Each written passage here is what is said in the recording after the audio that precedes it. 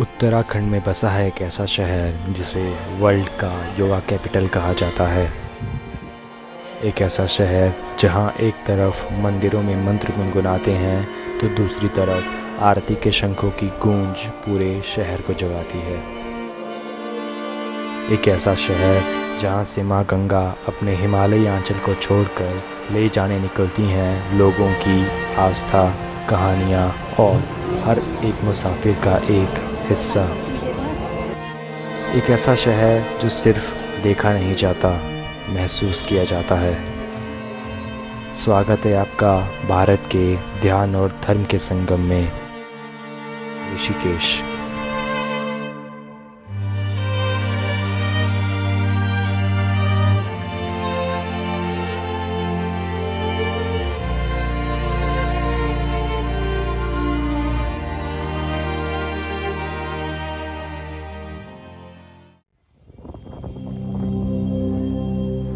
ये शहर भले ही छोटा है, लेकिन इसके हर कोने में एक कहानी बसी है।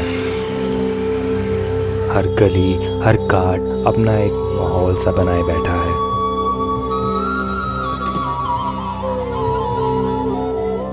ऋषिकेश एक ऐसा एक्सपीरियंस है जो हर किसी को अलग तरीके से छू जाता है। कोई यहाँ से शांति लेके जाता है तो कोई जवाब। किसी के लिए ये शहर नई शुरुआत है तो किसी के लिए शायद एक ठहराव।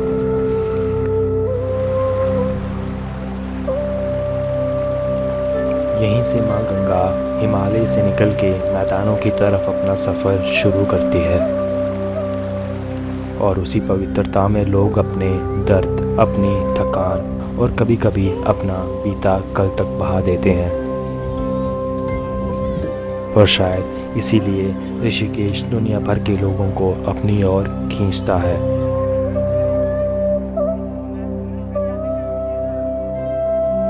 सुबह की शांति के बाद जब ये शहर धीरे धीरे जागता है, तब कहीं कोई ध्यान में मग्न होता है तो कहीं चाय की दुकानों से निकलता धुआं एक नई सुबह का एहसास दिलाता है। हर कोना अपनी एक छोटी सी कहानी के साथ दिन की शुरुआत करता है। यहाँ की गलियाँ भले ही सांकरी हो, लेकिन हर एक मोड़ पे जिंदगी मिलती है।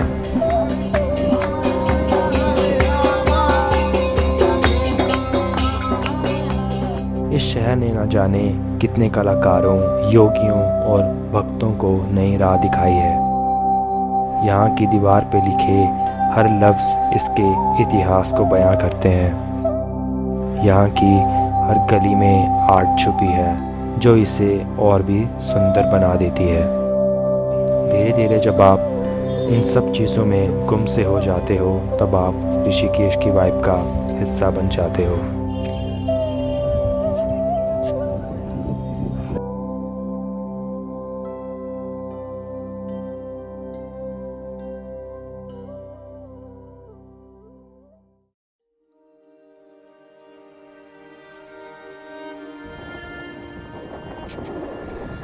ऋषिकेश में एक तरफ है परमार्थ आश्रम, जहाँ आज भी ध्यान और सेवा की परंपरा जिंदा है, और कुछ ही दूर बीटल्स आश्रम, जहाँ कभी दुनिया के सबसे मशहूर म्यूजिशियंस ने अपना मन लगाया था।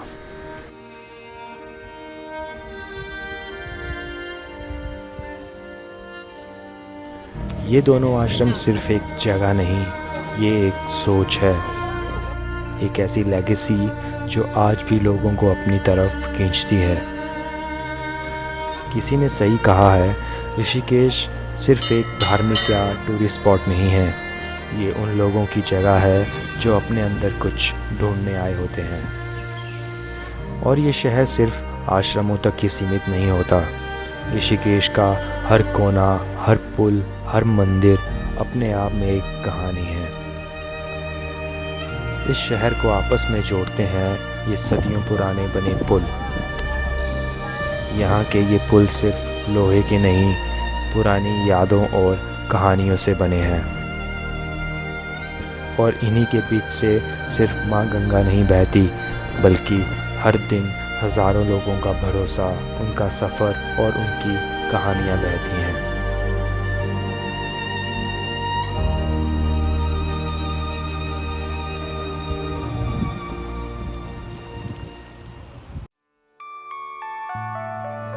हाँ, ये जो ऋषिकेश है ना, हमेशा से देवताओं की, ऋषि मुनियों की भूमि रही है। पहली बात तो पूरा का पूरा उत्तराखंड, पूरा हिमालय ही देवभूमि के नाम से है। और देवभूमि का यहाँ जैसे हरिद्वार, तो हरि का द्वार शुरू हो जाता है, परमात्मा का घर का द्वार शुरू हो जाता है हरिद्वार से। और हरिद्वार से शुरू होने के बाद आजकल तो हरिद्वार में बहुत ज़्यादा भीड़ है, लेकिन ऋषिकेश में क्या था कि पहले जंगल था, और जितने भी ऋषि मुनि महात्मा होते थे वो जंगल में तपस्या साधना करना पसंद करते थे। यहाँ ना ज़्यादा बहुत ज़्यादा गर्मी और ना बहुत ज़्यादा ठंड, तपोभूमि सभी ऋषियों की, इसीलिए हर किसी ने इसे चुना है। और जिन ऋषि मुनियों ने नहीं चुना भी है तो वो यहाँ से गुजर के हिमालय में गए हैं, और हिमालय यात्रा करने के बाद फिर यहीं से वापसी आए हैं, तो उनके चरण अवश्य यहाँ इस भूमि पर पड़े हैं। और इस पवित्र भूमि पर उन सब के चरण पड़ जाने से यहाँ का जो वातावरण है वो पवित्र बन गया है। आप देखेंगे कि मेडिटेशन में जो आपकी प्रोग्रेस 10 दिन में कहीं दूसरी जगह सामान्य जगह होती है, तो वो यहाँ एक ही दिन में हो जाती है। यहाँ वाइब्रेशन आज भी पहले की भांति अच्छा ही बना हुआ है। इतने सब टूरिस्ट भी आते हैं, बाकी सब कितने आश्रम हैं, मंदिर हैं, संतों के लिए बहुत सारी कुटियाएँ हैं।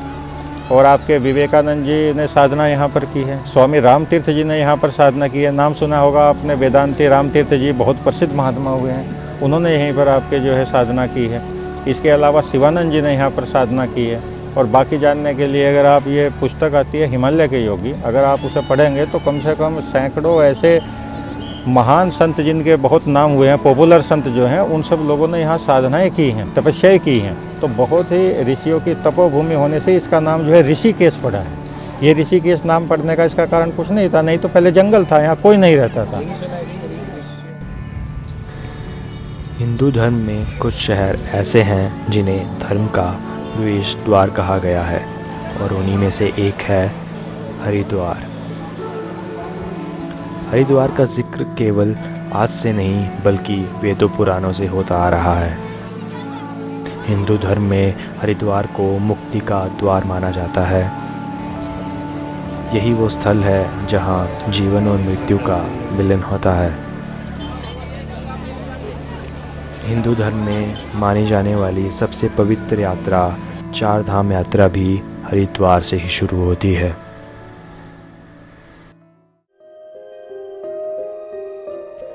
ऋषिकेश की शाम कोई आम शाम नहीं होती। यूं तो ऋषिकेश पूरी दुनिया में माँ गंगा की आरती के लिए मशहूर है, लेकिन सबसे पवित्र त्रिवेणी घाट पर होती है एक ऐसी गंगा आरती जो सिर्फ देखी नहीं जाती, महसूस की जाती है।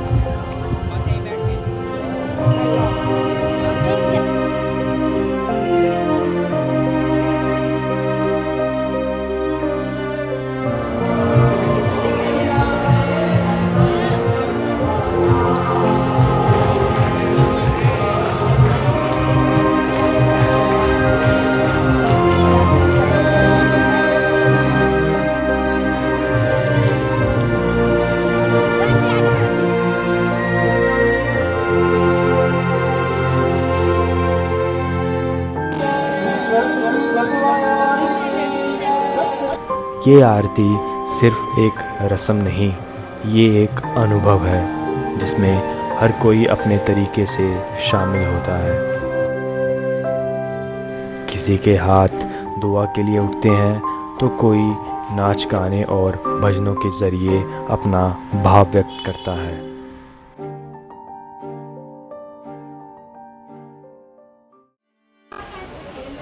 किसी के लिए ये शहर रोज़गार है तो किसी के लिए ये शहर बस कुछ दिन की शांति। भले ही वक्त के साथ ऋषिकेश पूरी दुनिया से जुड़ रहा है, पर अभी भी यहाँ कुछ ऐसी चीज़ें हैं जो वैसी की वैसी ही हैं, सिंपल, सच्ची और दिलों को छूने वाली। तो आखिर में ऋषिकेश है क्या? एक शहर, एक मंदिर या फिर एक टूरिस्ट स्पॉट? शायद इन सबसे ज़्यादा एक एहसास। ये शहर तुमसे कुछ नहीं मांगता, ना पूजा, ना पैसा, ना प्लान। बस तुम आओ अपने असली रूप में, और हो सकता है तुम यहाँ से वापस जाओ एक नए नज़रिए या फिर एक नई रोशनी के साथ।